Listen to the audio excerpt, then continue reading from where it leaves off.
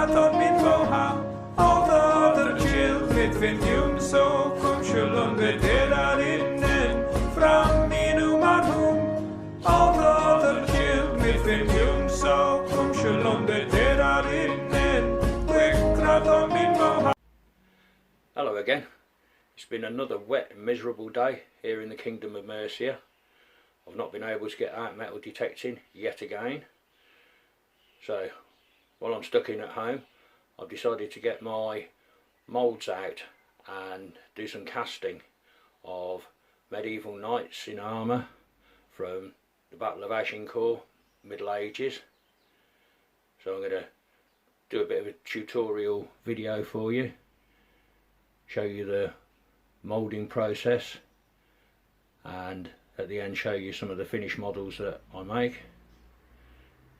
I hope you enjoy what I'm going to be doing this afternoon.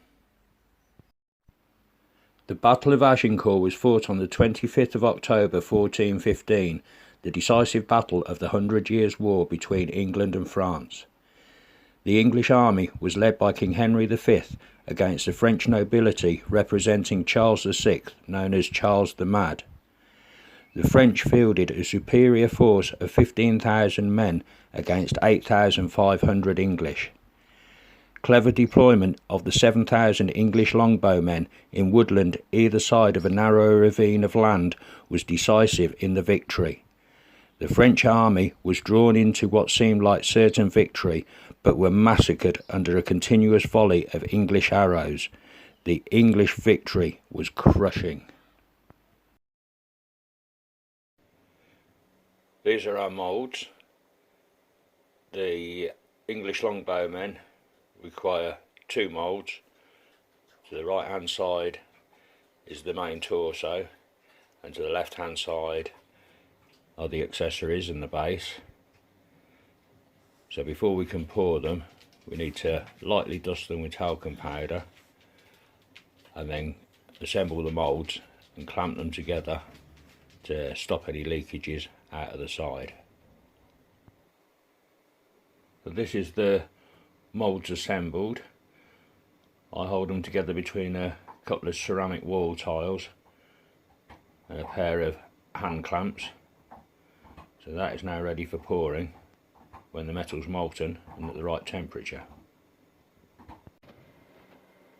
Over on the cooker on a low gas heat, I melt my lead and pewter together in a little crucible. This is just a soup ladle with the handle snapped off it. The pewter melts a lot quicker than the lead. Anything that leaks off the edge of the pot onto the cooker, it won't stick. I could just pick that up with a pair of pliers and drop it back in. So on the first casting, I always melt plenty of material down.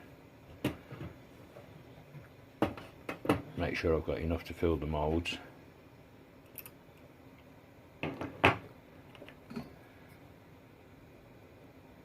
And manipulate and stir the mix with a stick.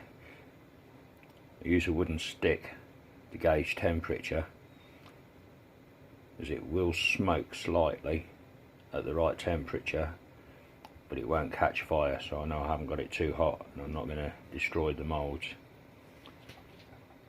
So I'll get back to you when that's at the correct temperature. Right, I'm now at the point where both the metals have become molten, mixed in together, and I've produced a lot of slag on the top of here. I think most of this is from oxidisation on the lead, so I need to flick that clear of my crucible.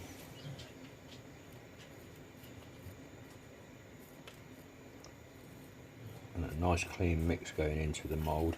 Don't want all this mullock.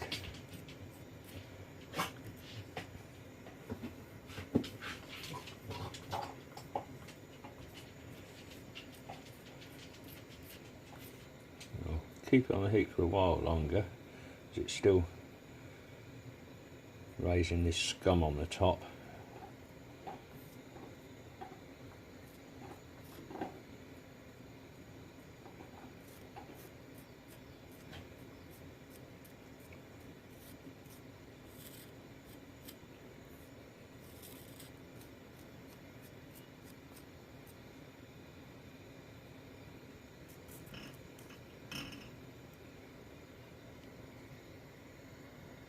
Right, I'll give that a bit more time and come back to you.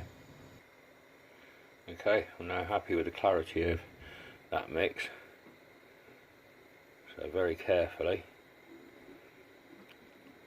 with the pliers over to my moulds.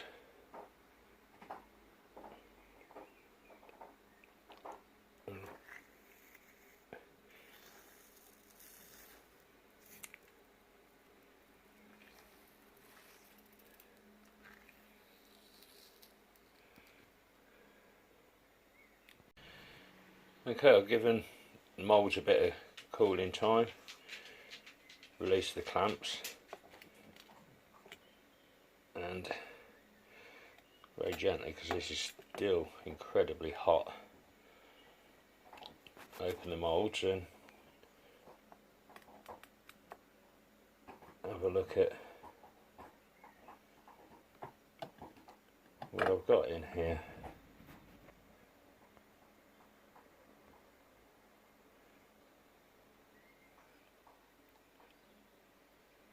Looking reasonable,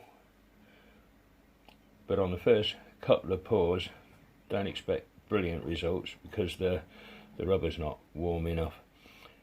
So I'll get these completely out of the moulds, inspect them. If they're not up to standard, just chuck them back in the pot again. Right, I'll be back with you.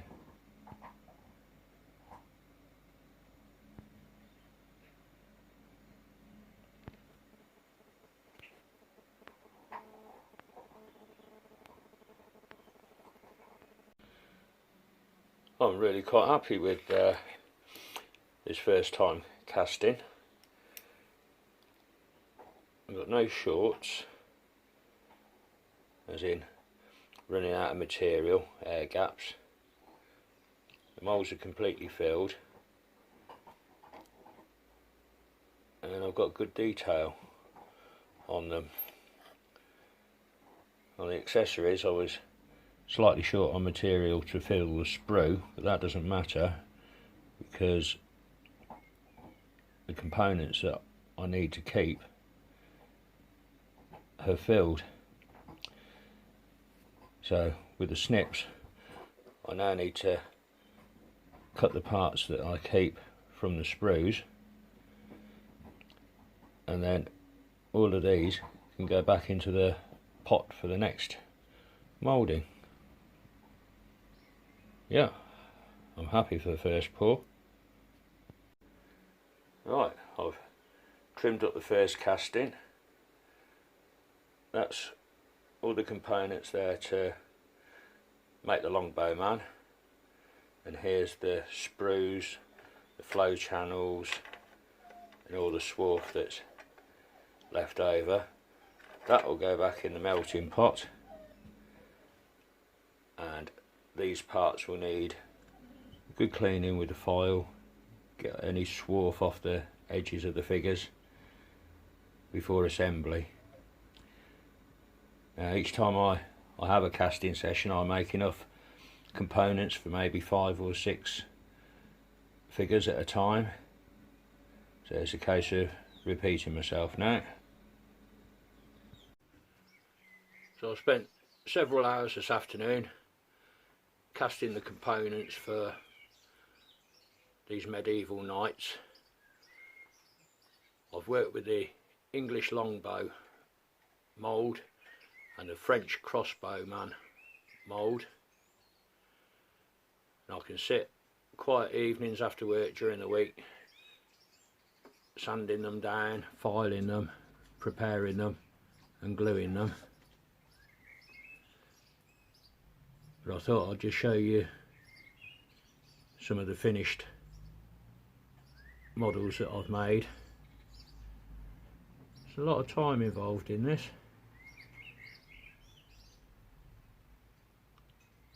but I think the finished models look rather excellent. Right, I hope you've enjoyed my casting video this afternoon. Thanks for watching.